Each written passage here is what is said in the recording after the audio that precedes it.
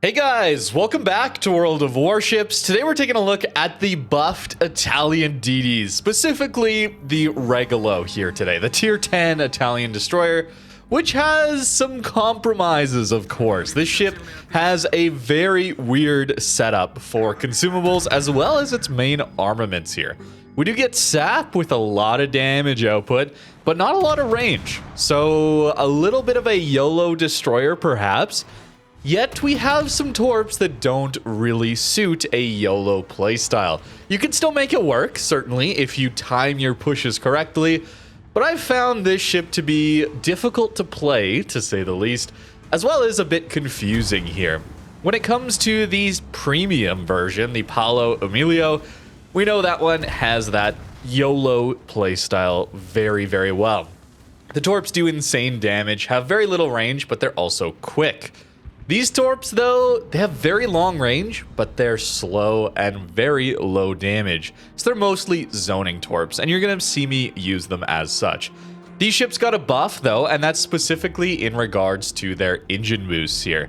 So it allows us to maneuver around the map quicker, but more importantly, when we get into these close-range gunfights, it allows us to be much faster, much more maneuverable, harder to hit. So think of it as a slight survivability buff in those situations, assuming you're saving those engine boosts for those close range engagements. The smoke here has not been changed, but it is still very useful. The full exhaust smoke generator means we can be running around at full speed and fully covered by our smoke. We're going in for the YOLO here on the Colombo.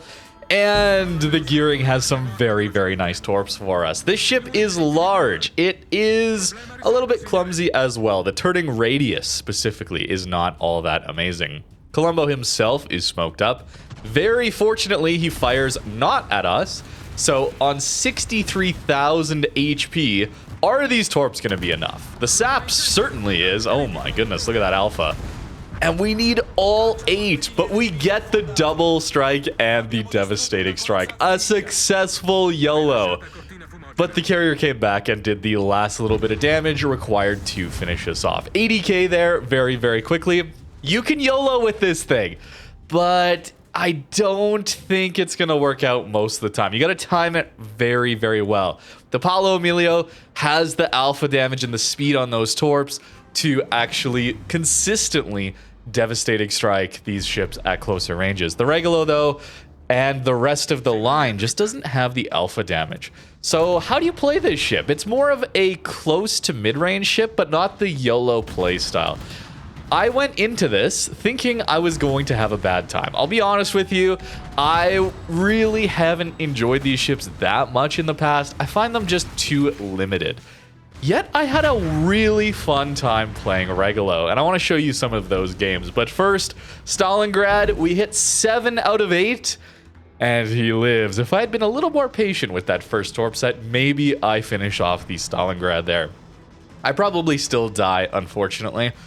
But still, it shows off that these torps aren't the best for that YOLO playstyle. So how do we want to play this ship?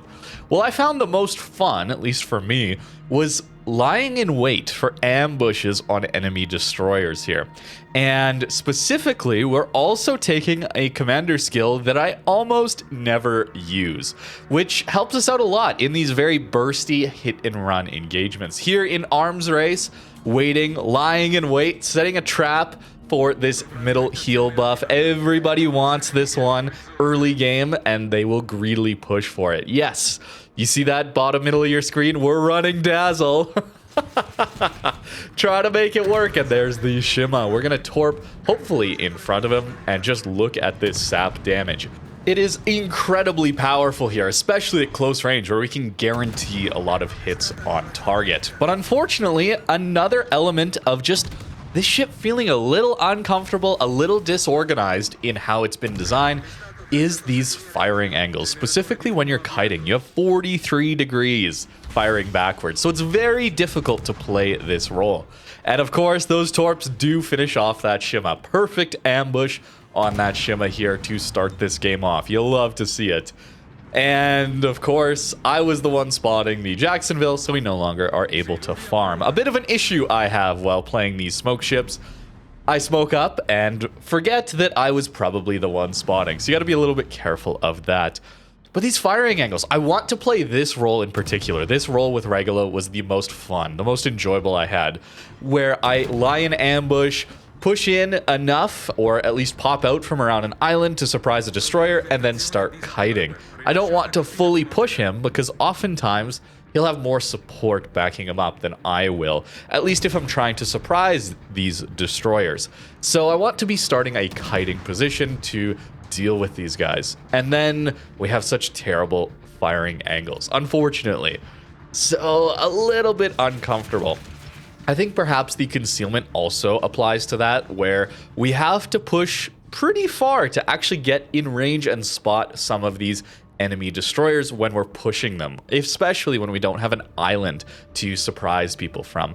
So I don't know if they'll buff these ships more, but perhaps a slight conceal buff would help, or these turret angles, specifically when we're kiting, could be a nice buff as well. It's just so hard to deal with both of those at the same time. I found this ship died very quickly when I did not time my push correctly, which I suppose makes sense, right? We do need to have a little bit of skill involved in this game, right? We shouldn't just have these ships play themselves, so maybe it's fine. But 30 degrees forward, 43 degrees backwards feels a little bit bad to me. But let's talk specifics about this buff here to these engine boosts.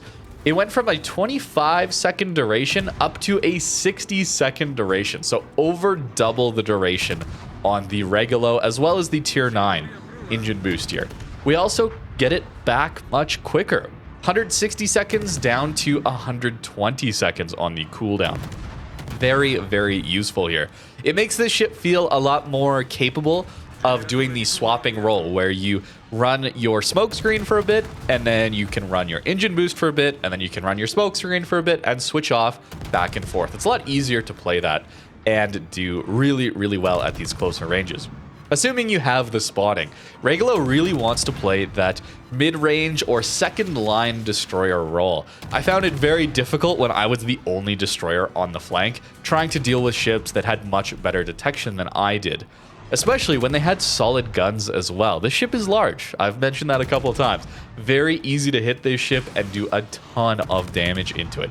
AP will also do a lot of full pen damage into Regolo too, so gotta be careful which destroyers you end up pushing. That sap damage into superstructures as well. Very, very, very nice. We're also managing to hit some random torpedoes, even on destroyers. A lot of luck involved with that, but really these are focused around that zoning playstyle, where you send them into a channel or around an island where you expect an enemy ship to potentially push. Less so for that YOLO, unless the enemy ships are at lower HP. I suppose that's when it will work out quite a lot better. But this swapping back and forth, right? Our smoke runs out, we pop our engine boost. Once our engine boost is out, we can go back into a smoke. It's a fun playstyle, especially because it's such an aggressive playstyle. When you get this thing right, which I did not always get right, I find this thing very, very difficult to play. It's so rewarding. It feels so good when you're able to make this ship work, I gotta say. It is really, really, really fun. But back to these buffs, it's not the entire line that got this specific engine boost upgrade. The tier 9 got the same one, but tier 8 and tier 7 only get a 40-second duration on their engine boost, not the full 60-second. They do get that same 120-second reduction to its reload time, so now 120 seconds instead of 160, which is nice. And that is for the tier 7 and the tier 8 like that. So not quite the whole line getting that exact same buff, but pretty solid. Into 32mm armored battleships, of course, this sap is incredible. I had a tough time farming damage though. Perhaps that's down to my build choice in some of these games, not running the full range upgrades. But I found myself thinking I wanted to play a different ship if I ran full range. I do have an example of that towards the end of this video. But I just kept wondering why I was playing Regolo with full range build like that, when I could have been playing a Kleber, for example. There's much better ships to play that role with. I think it also doesn't really synergize with the consumables layout, the kit that Regolo has. This ship really does want to play this closer role, not a full YOLO. I don't think it's a full YOLO ship. Even if you can make it work, it's a lot harder. I think it wants to play that close-ish role much more than it wants to play that long range or that, well, that full YOLO playstyle. In this game here, notice we don't have a friendly destroyer to help us out on this flank. Or, well, there's a Hoffman, but he's very far away. And I push far too aggressively here. I'll admit that. I was testing out what this ship could get away with. And unfortunately, we run into the Hoffman. There's a bunch of Shimas. There's so many DDs in this game, as you can see. I was really getting ready to fight off some Shimikazes or something like that. And we ran into a Hoffman, unfortunately. But it's so hard, man, to play this thing into multiple destroyers, let alone one DD that outspots you and perhaps can also outgun you. But it really is these situations where you're able to smoke up and use your firepower on these enemy DDs while you have a friendly destroyer spotting for you. That's where this ship really is going to shine. There's a few DDs that really like to play that playstyle. Certainly things like Ragnar also exist in that role. And it's really strong as that second line DD. If I could aim properly, look at that damage. Over 6,000 damage from that one salvo into that small end. Unfortunately, my aim was not the best with these guns. I kept overestimating their shell velocity. The shell velocity isn't actually all that amazing. It's good enough, but it's nowhere near the levels of, say, a Hoffman, for example. And yes, even with the Dazzle stacking on this Hoffman, he still has no trouble hitting us because he has such improved accuracy. Our damage is good, but I do have to smoke up yet again. It's really nice to have these smokes available as your get out of jail free card almost, allowing you to disengage whenever you would like from these destroyer engagements. I wish I could have used them more often to take that fight, get the enemy destroyer spotted, and then have my teammates spot for me. I didn't get as many opportunities for that. Perhaps in a div, that could work out a little bit better. Notice my range in this one. I did try the full reload build, no range at all. So I have 9.7 kilometers of range on this ship.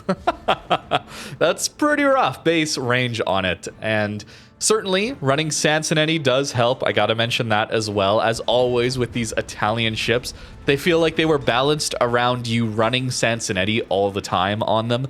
And so they make them a little bit expensive to play. If you want to get the most out of them, you essentially have to get Sansonetti, which costs some coal, of course, in those containers to finish that collection.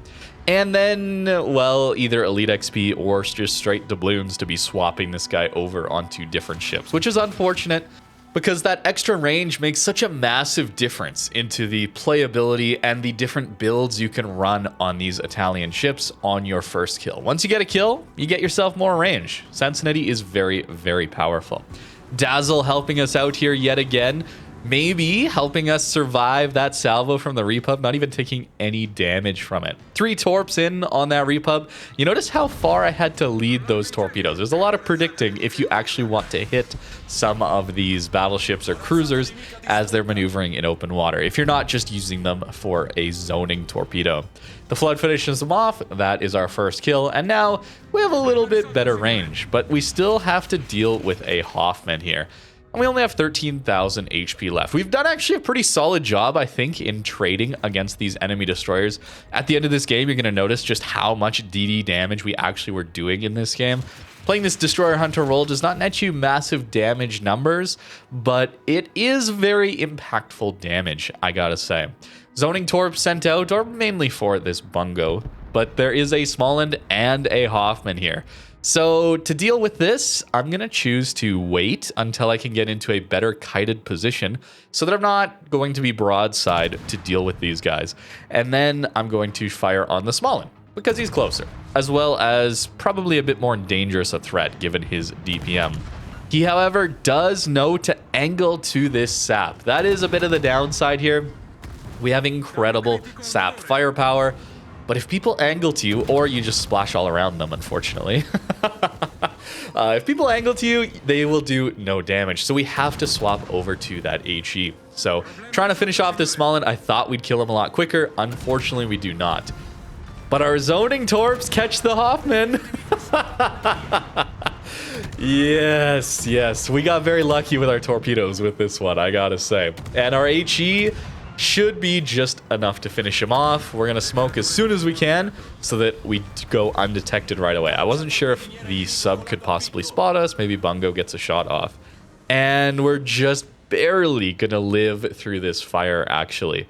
So given that we just barely managed to survive, maybe it's thanks to Dazzle, the Dazzle tech on Regolo. It's a lot of points to spend, but I gotta say, it might have helped us out here. Check out our spawning damage as well, 71,000 typically. Well, hopefully you're not getting that much spawning damage. You're playing that second line role, but hey, we made it work here. That Dazzle tech, by the way, is from Bogsy, one of our excellent community managers for this game. And it helped me enjoy this ship a lot more, I think, with this hit and run playstyle. You can activate Dazzle a lot, given that you can at will go dark with this smoke. Rushing the Shima here, I think we had to actually potentially win this game. Notice they're still way ahead on points, and it's coming down to the wire. With the help of the G-Nan, we do manage to live. Shima does have very slow turret traverse, and he didn't know we were on our way, thanks to him not having RPF in that situation. So we managed to take him out. That's 4 kills now, and that should get us the win. And I popped my smoke, trying to greedily secure, not steal, secure my Kraken. Yeah, it's a bit of a steal. I know, but it looks good in the thumbnail, right? Actually, I'm not even sure if I'll put that in the thumbnail, but hey, it is still a Kraken. Under 100,000 damage Kraken, which is kind of insane. Bit of a yoink there at the end, but 74,000 spotting combined with all the DD damage we did. A lot of battle impact here from the Regolo in a pretty difficult match, I would say. That earlier game on this same map, you noticed that we were in arms race, so of course it's going to look good with the sheer number of arms race buffs we can get on this thing. But even without it, the damage is incredibly powerful here with these main guns. It's just a little bit awkward to play, I find. Here's that full range build. We still don't even get that great a range. It's like 13.5 or something like that, 13.7. Which is fine, but that only barely gets you outside range of like Schlieffen secondaries, for example, in this game. Without running too much concealment, we can still surprise enemy destroyers here if we can correctly, intelligently use island cover. Daring Marceau, though, that's a little too much damage for me. So now we get to see that playstyle where we bait them into firing at us, and then we can smoke up, go dark at will, and keep them spotted because they fired. Our teammates are close enough by.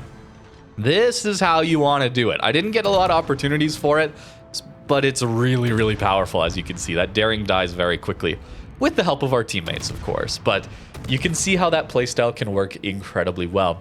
The problem is trying to make that work while the DDs are playing more passive. That daring was very, very aggressive.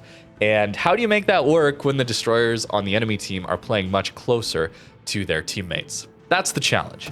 It's a hard ship to play, this Regolo. If you haven't played these before, I don't know if I would recommend grinding through them necessarily. I think it's a very fun, very different playstyle, but it's very hard. I think this is one of the harder destroyer lines in the game to get a lot of value out of, just because they are such close range focused ships, which are super big. They're very large. They take a lot of damage. They got a lot of HP, but they take a lot of damage. And their torpedo power isn't really there to play the more tort-focused role with some guns in between. You are much more focused on your main guns.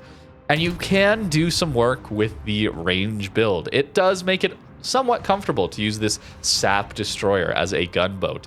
And even into some secondary battleships, although we'd rather cut off those firing angles, to be honest with you. It still doesn't feel quite right to me when I was playing it. It felt like I had a lot better time, or at least it felt like I was playing the ship more correctly when I played that more mid-range role, focused on going after destroyers, dealing damage to them, and then finding opportunities to either YOLO enemy ships that are on lower HP late game, or at least to deal some damage with this alternating smoke plus speed boost combo. But to be honest with you, I am not the best Regolo player. I'm not the best Italian DD player. I don't play these things all that often, so I might have missed something here. But I think the most important part about Regolo and this Italian destroyer line is that it's so unique. And there's a lot of fun to be had here in such a different playstyle. A lot of ships can feel a little bit copied on each other. There's several playstyles. There's torpboat playstyles. There's gunboat playstyles where there's small changes with what you can get out of different nations. But you play the Russian gunboats, you play the French gunboats, it's pretty similar, right? You play torp boats, maybe you're playing the Pan-Asian line, maybe you're playing the Japanese line, for example, the Shimakaze line. They still play very similarly. Regolo just does not fit any standard mold that we have, and I think that is a great reason to go for these ships. You might have a tough time with them, as I did, to learn them, to even make them work in certain matches. Notice how we didn't have to deal with a carrier too much in these games, or subs too much in these games? Yeah, that's no coincidence. If you run into those, you're gonna have a much, much harder time. It's tough. It is hard to play. I do have to say that, but it's very rewarding as well when you can get these really good matches in them. When you can make them work, it's a very, very fun, very, very unique playstyle. And I think because of that, it's well worth having these ships in the game, even if they're not the most popular.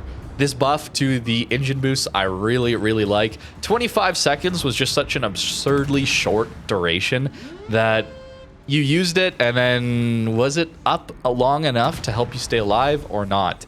It was very difficult to use, especially considering how long the cooldown was. 160 seconds base is crazy for something that lasts 25 seconds. So really nice to see this buff here, especially on the higher tier ones. If they gave it just a little better detect, or maybe they took a look at the firing angles specifically while kiting, I think it could be a lot easier to play and still not be just overpowered. We do got to be a little careful, of course, when it comes to these sap ships. We all know what happens when you buff them a little too hard. Wink, wink, Columbo. Or maybe they're planning on another legendary upgrade for the Regolo in the future, and that's just going to make it busted somehow. I don't know. It's a bit of a theme there, at least if we're looking at Columbo. We'll see. But for now, it is much nicer to play with this engine boost. You can get around the map much, much quicker. It's not just such a short duration thing that it's only for very niche scenarios that it's actually helping you. It feels like you do have a much higher average speed and maneuverability when it comes to getting into these gunboat fights, which I really like. And again, I had fun. Even though it was challenging, I had a lot of fun playing Regolo. And as for the builds here on the Regolo, I tried a bunch of different ones, and the one I had the most fun with actually was this silly Dazzle tech one. It gives you speed and 20% worse dispersion for people shooting at you for 15 seconds. Whether or not that's useful or not, I don't know. Probably swapping that for Fearless Brawler is probably just a better build overall. You could even try to like maximize consumables instead. I think you definitely want main battery and AA expert here, at least getting you out to 11.5. That's still shockingly low range. So many secondary battleships outrange you with their secondaries at this tier already, which makes it hard to play as well into those ships in particular. Maybe you can use your smokes or islands to deal with that, but to just full send and go for DDs, Dazzle's pretty funny, man. And I had some fun with that. Although, if you want to farm more damage, yeah, it's maybe not the best way to go. Full range also does nerf your damage and your DPM down quite a bit. So maybe this build, I don't know. And I didn't slow down a lot with Regolo, and if I did do some speed juking, I often had this 25% engine boost up. So running rudder shift kind of helped me out, although we had some close calls, even eating some torpedoes, and maybe that influenced me to go for steering gears. Prop mod, though, is also very, very powerful. It's not like this is a Cabo where we have such bad rudder shift that we really need to run rudder mod, so maybe prop mod. I think that one is up to you whether or not you want to run that or not. These torpedoes I don't think are worth building for. Just use them as zoning torps and laugh when you luckily happen to hit a destroyer every once in a while. We got pretty lucky with that. If you can, run it, this engine boost mod, 30% extra, so 78 seconds. That is massive. That is a huge buff to this ship. Such a long duration of such a powerful engine boost. Giving you a lot of survivability extra, I think, is really, really nice to see here. And speaking of turret traverse, that was on my mind a little bit. I didn't mention it yet, but your turret traverse is just slow enough that if you're in a full turn at close range there, a few times that happened while playing this ship, you outturn your turrets, and that is awkward in those close range gunfights. So maybe swapping to start running some Grease the Gears stuff, although fitting that into the commander build is hard. I did run a few games with main battery mod too, but I found the dispersion to be pretty bad. 7% doesn't sound like a lot, and yet it felt like I was missing a lot more salvos with it, especially when people were broadside. People don't stay broadside long to a sap destroyer like this, so trying to get those salvos in while they count, yeah, aiming systems feels pretty good there. So an interesting buff, an interesting change, massive upgrade to this engine boost. Whether or not that's enough to push this ship over the edge for you is, it's totally up to you. But I had a lot of fun with Regolo. Even if I didn't get the most damage, maybe I'll have to play it some more and try and focus more on hitting those battleships and cruisers, going after them. But as that DD hunter, I had an absolute blast. It was hard, but very, very fun. Thank you very much for watching, and have a great rest of your day.